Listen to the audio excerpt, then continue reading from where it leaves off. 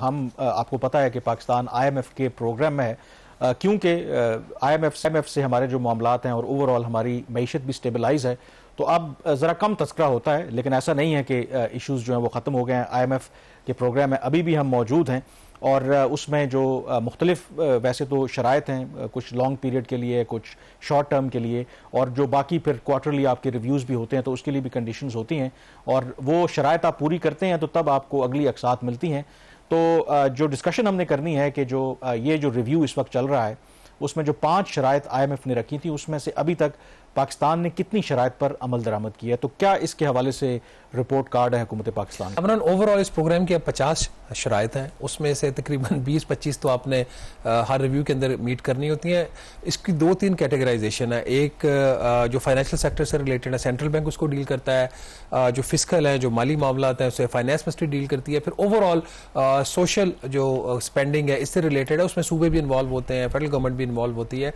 तो कल के प्रोग्राम में इंशाल्लाह हम बात करेंगे जो सोशल इंडिकेटर है उसके ऊपर परफॉर्मेंस पाकिस्तान की कैसे रही विज़ द IMF टारगेट्स। आज सिर्फ हम जो वजारत खजाना प्रोविंशियल गवर्नमेंट से रिलेटेड जो 5 बड़ी शराइत थी, पहले अगर नाज़रीन को उनका ब्रीफली बता दें, उनकी शर्त क्या थी, टारगेट क्या था और एंड रिजल्ट क्या रहा। ओवरऑल जैसे अभी कामरान आपको बता रहे थे कि आपको एक फिस्कल स्टेबिलिटी नजर आती है, गैर मुल्की ज़र मुबादला के ज़खायर में इजाफा हुआ, रेमिटेंसेस पाकिस्तान की तारीख की हाईएस्ट लेवल पे चली गई और एक्सटर्नल सेक्टर में आपको एक सरप्लस मिला, करंट अकाउंट का खसारा नहीं मिला, बेहतरी की तरफ चीजें जा रही थी। लेकिन फिर भी जो अहदाफ हैं, और अहदाफ इसलिए रखे जाते हैं कि आइंदा आपको IMF की जरूरत ना पड़े, 5 जो फिस्कल रिलेटेड अहदाफ थे उसमें से हुकूमत पाकिस्तान ने 3 को मिस किया, हासिल नहीं कर पाए, और 2 को हासिल किया है। जो सबसे बड़ा एक इनका हदफ था कि 1216 अरब रुपए का चारों सूबाई हुकूमत ने कैश का सरप्लस देना था, यह हदफ हासिल नहीं हो सका। इसमें कोई 296 अरब रुपए की इसमें टारगेट से मिस किया है।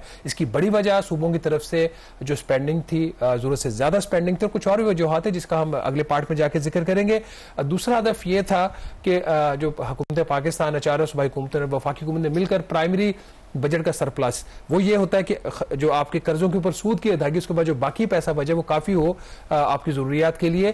तो वो 2400 अरब रुपए का हदफ था, उसको हुकूमत ने ना सिर्फ हासिल किया बल्कि सरपास किया है। 2400 अरब रुपए के अगेंस्ट 2700 अरब रुपए का सरप्लस है, which is a good thing, positive sign, जिसको मदर ऑफ ऑल कंडीशंस कहा जाता है, वो पाकिस्तान ने मीट की है। जो सबसे बड़ा एक इशू बना जिसकी वजह से बाकी प्रॉब्लम्स भी आए, जो FPR ने 12,970 अरब का टारगेट था नहीं हासिल कर सके, 11,744 हासिल हुआ। और फिर दूसरा जो हदफ एक हासिल हो गया जो कि सूबों के लिए पॉजिटिव है कि सूबों ने 921 अरब रुपए के रेवेन्यू खुद इकट्ठे करने थे other than national finance commission.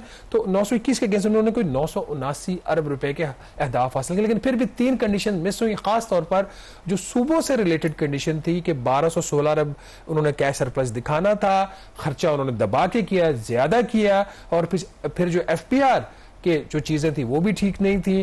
तो वहां पे जो मेजर कंडीशन है कामरान वो वहां पे मिस हुई है, और ये एक इशू है which is not bone of contention, but the authorities से हियर कि प्रॉब्लम नहीं होगा।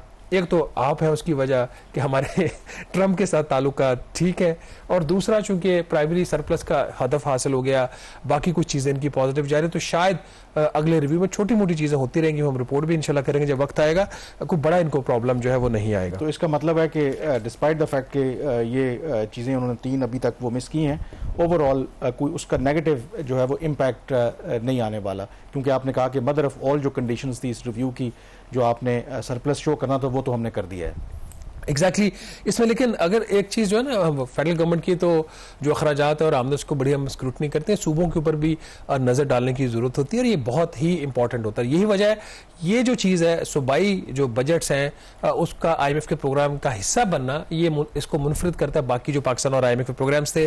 अगर आप देखें पंजाब की आमदन जो टोटल थी कोई 4000 अरब रुपया थी, और इसमें 80-85% जो है फेडरल गवर्नमेंट से उनको जाता, खुद वो इकट्ठा नहीं करते, खर्चा उन्होंने किया कोई 3600 अरब रुपए के करीब। तो उनका जो सरप्लस उन्होंने जनरेट किया वो 348 अरब रुपए का किया, लेकिन करना कितना था उन्होंने, 630 अरब रुपया। तो सूबे ने जो उसका हदफ था, जो उसने मेमोरेंडम ऑफ अंडरस्टैंडिंग भी साइन किया, मफाहमती याददाश्त उससे, और जो IMF के साथ जो कमिट किया उसके बाद, उसमें कोई 45% अपने हदफ से उन्होंने कम कैश का सरप्लस दिया।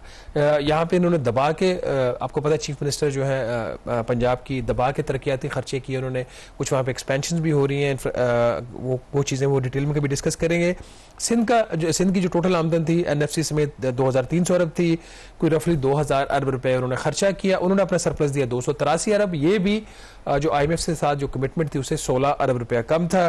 खैबर पख्तूनख्वा का 1500 अरब रुपए की आमदन थी, खर्चा उनका इससे कोई 1250 अरब रुपए के करीब था या 1300 अरब रुपया, उन्होंने 176 अरब रुपए का कैश का सरप्लस दिया जो हदफ से सिर्फ 2 अरब का। ऑलमोस्ट खैबर पख्तूनख्वा ठीक रहा है। अब इसमें कैच ये है कि जो हुकूमत की इत्तेहादी जमातें हैं, जो खुद हुकूमत है, PMLN खुद हुकूमत है, वो पंजाब में IMF के जो अहदाफ हैं उसको मीट नहीं कर पा रही। क्या इसका कसूर इसमें सूबाई हुकूमत का या वफाकी हुकूमत का, इसका बाद में बात करेंगे। जो सबसे आई थिंक इम्पोर्टेंट इसमें जो आपने पहलू यही है कि ज़ाहिर है कि इस वक्त PMLN या इत्तेहादी जो गवर्नमेंट है वो फेडरल गवर्नमेंट में भी है और पंजाब में भी PMLN की गवर्नमेंट है, और इसके हवाले से जो ब्लेम गेम हुआ है जो बिल्कुल मेरे ख्याल में गैर मामूली और अनयूजुअल बात है, और फेडरल गवर्नमेंट इल्ज़ाम दे रही है पंजाब गवर्नमेंट, और पंजाब गवर्नमेंट का भी एक अपना पर्सपेक्टिव है।